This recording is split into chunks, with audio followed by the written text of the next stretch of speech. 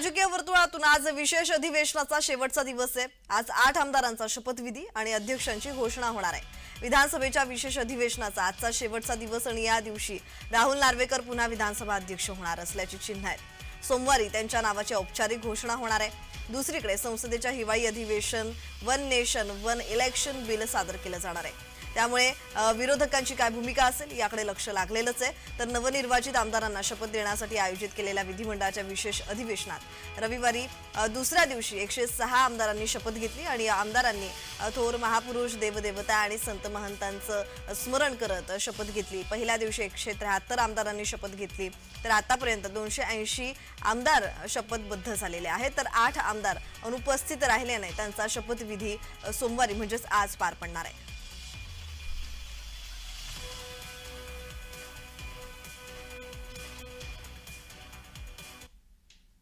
दरम्यान ते 8 आमदार कोण आहेत पाहूयात।